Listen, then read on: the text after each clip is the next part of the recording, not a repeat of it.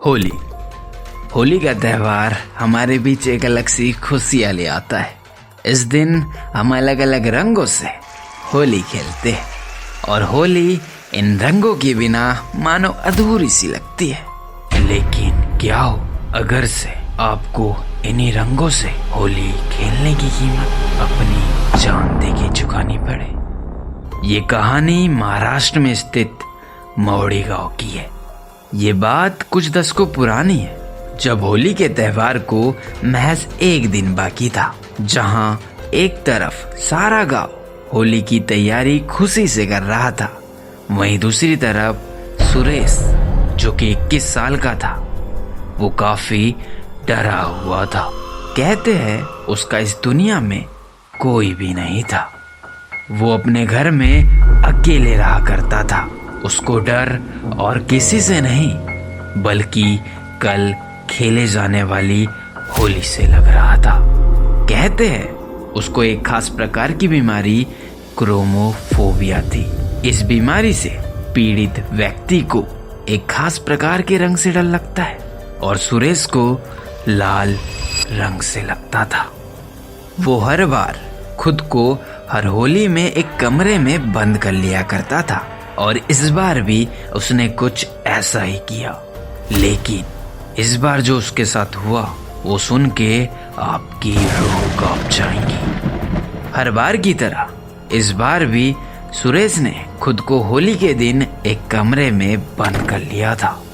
लेकिन इस बार उसके दोस्तों ने उसके घर और उसके कमरे का दरवाजा तोड़ा और उसे जबरदस्ती अपने साथ होली खेलने के लिए ले जाने लगे।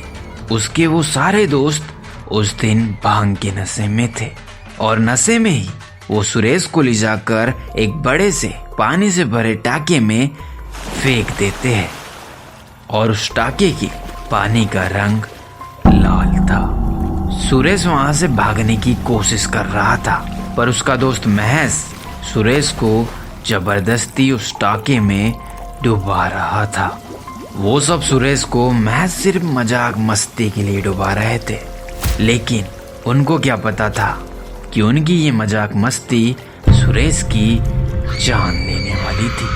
कुछ देर बाद खुद को बचाने के लिए सुरेश ने हिलना डुलना बंद कर दिया था। सुरेश के दोस्तों को जब ऐसा लगा कि सुरेश अब कोई भी हरकत नहीं कर रहा है, तो डर के मारे उन्होंने सुरेश को बाहर निकाला और उसे जगाने की कोशिश करने लगे। लेकिन अब वो सुरेश को कितना भी जगा ले, पर सुरेश अब कभी जागने वाला नहीं था, क्योंकि वो इस दुनिया को छोड़कर जा चुका था। ये नहीं पता कि उसकी मौत उस लाल रंग के डर से हुई या पानी में डूबने की वजह से, पर लेकिन सुरेश के दोस्तों के मस्ती मजाक ने सुरेश की जान ले ली थी। इस बात को जैसे जैसे दिन बीतते चले गए, वैसे वैसे लोग इसके बारे में भूलते चले गए। इस घटना को करीब 1 साल बीतता हुआ आ गया था और एक तरफ जहां गांव में होली का त्यौहार अब वापस आ रहा था, वहीं दूसरी तरफ एक पागल सा आदमी लोगों से कहता रहता था, होली मत खेलना, वो आने वाला है, लाल रंग से दूर रहना। वो ना जाने क्यों ऐसी बहकी बहकी बातें करता रहता था। ये पागल सा आदमी और कोई नहीं बल्कि सुरेश का दोस्त महज था। इन बीते दिनों में बहुत कुछ बदल गया था। सुरेश के वो सारे दोस्त किसी न किसी कारण से मारे जा चुके थे और उनमें से सिर्फ एक महज ही बच पाया था, जो कि गांव वालों के हिसाब से पूरी तरीके से पागल हो गया था। भले ही से वो गांव वालों के हिसाब से पागल हो गया था, लेकिन उसकी इन्हीं बातों ने आधे गांव को पूरी तरीके से डरा दिया था।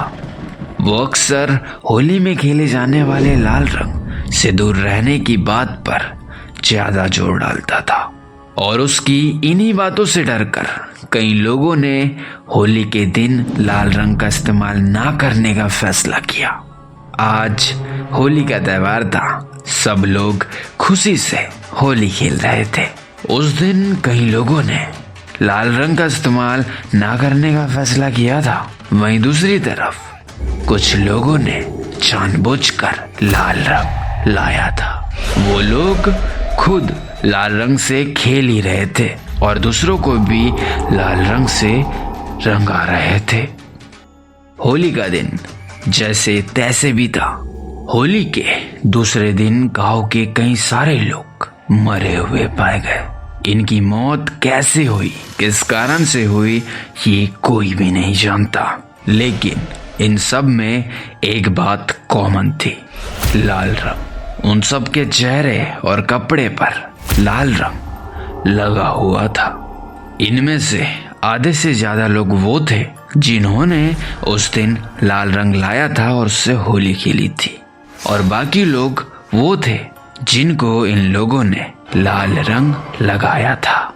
गाँव वालों का ये मानना था कि ये काम सुरेश की आत्मा का है। उस घटना के बाद गाँव वालों ने मिलकर एक नियम बनाया कि आज के बाद इस गांव में कोई भी इंसान लाल रंग से होली नहीं खेलेगा। आज इस बात को 10 साल बीत चुके हैं और आज तक मौड़ी गांव में लाल रंग से होली नहीं खेली गई है। लेकिन आज